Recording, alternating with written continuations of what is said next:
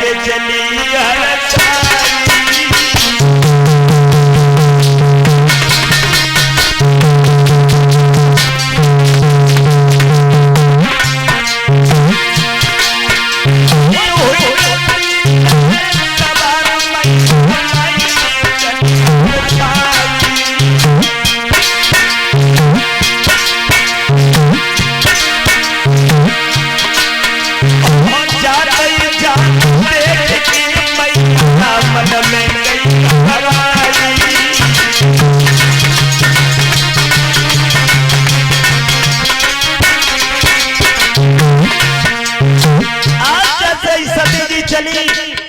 सारे देवता अपने अपने स्थान पर बैठे हैं और सब देवता जैसे ही स्थान पर बैठे देखे मन में गिलानी आ गई सती जी के और पिताजी और राजा दक्ष एक मैं भी तुम्हारी पुत्री थी।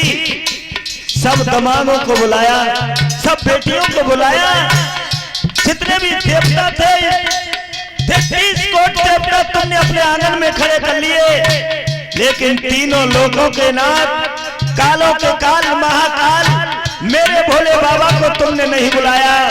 मन में गिलानी आ गई सती जी के।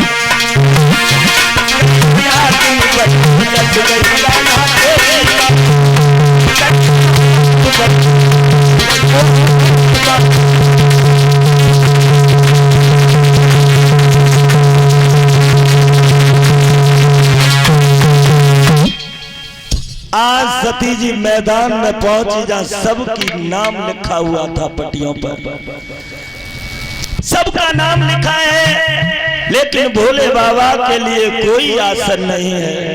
भोले बाबा के नाम का कोई आसन नहीं। ऐसा देखा 14 बहनें खड़ी थी, ये सती जी 15 बहनें थी और जो 15 बहनें थी 14 बहनों ने देखा एकदम आपस में झुझलाने लगी और झुझला के कहने लगी देख लिया तुमने, कोई खबर नहीं, कोई चिट्ठी नहीं, कोई पत्र नहीं, और फिर भी आ गई।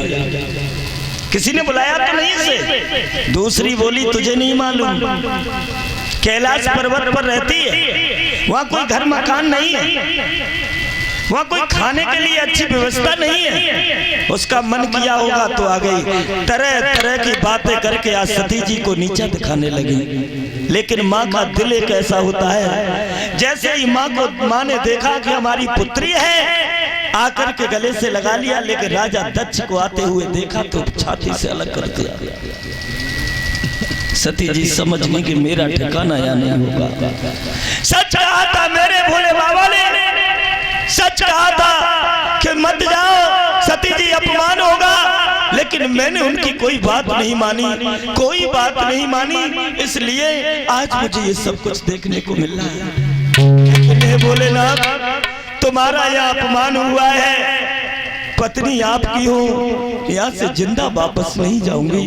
कैसे तुम्हें मुंह दिखाऊंगी कि मेरे पिता ने मेरा अपमान करके भेज दिया। यदि मैं आपकी बात मान जाती तो आज मुझे ऐसा सब कुछ देखने के लिए नहीं मिलता।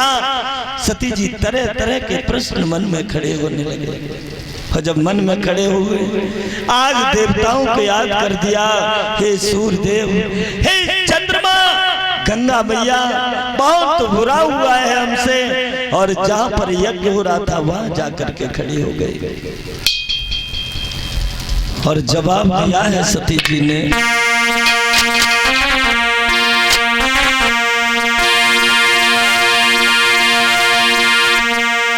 सती जी ने क्या कहा,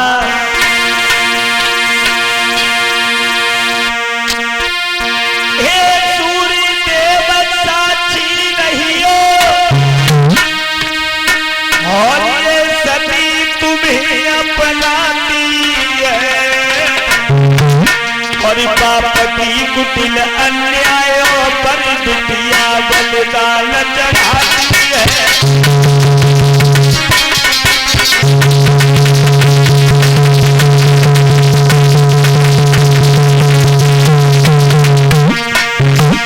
जवाब दिया है सूर्यदेव, ध्यान रखना ये सती तो सत्य पर जा रही है लेकिन अपने पिता का यज्ञ नहीं होने दूंगी।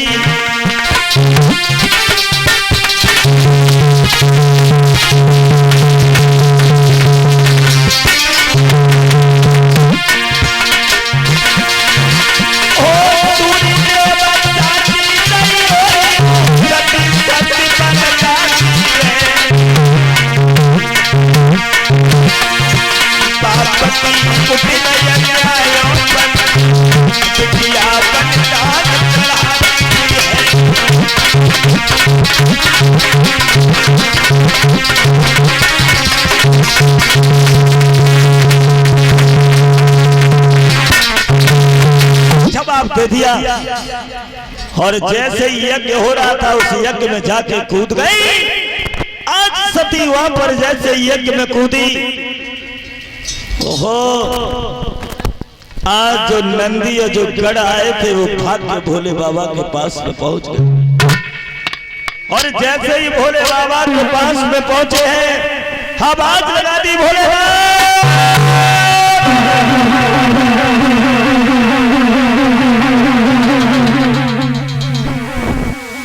रक्षा करो भोले बाबा।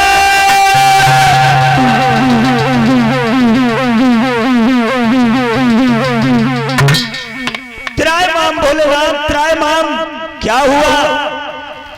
हुआ तो ये है भोले बाबा, तो सती माता थी वो यज्ञ में जाकर के भस्म हो गई।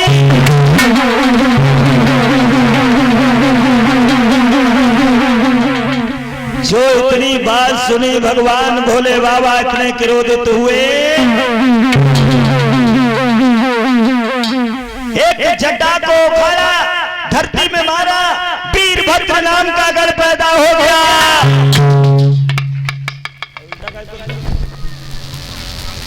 वीरभद्र नाम का जैसे ही गढ़ पैदा हुआ,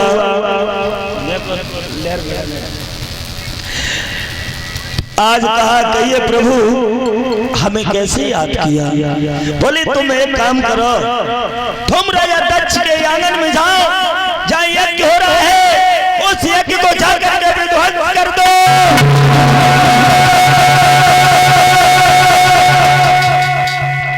जो इतनी बात सुनी है वीरभद्र वहां से चला और जब चला है भागवत के प्रेमियों, आरे पलकी नारे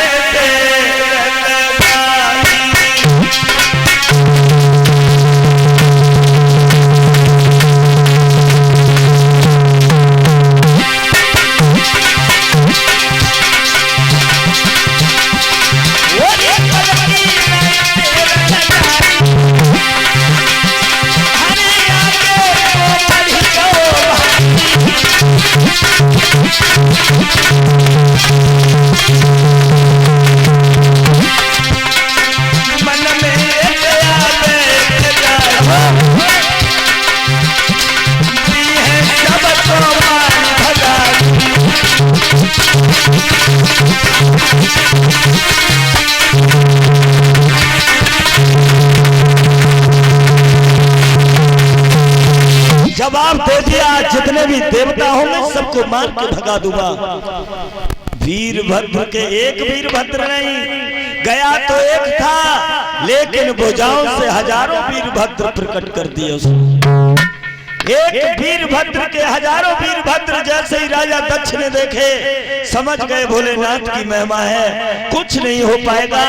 सारे देवताओं को मार मार के भगा दिया, राहु केतु की दाढ़ी को खा लिया और जितने भी थे राजा दक्ष के सर को अलग कर करके विध्वंस करके भोलेनाथ के पास आ गए।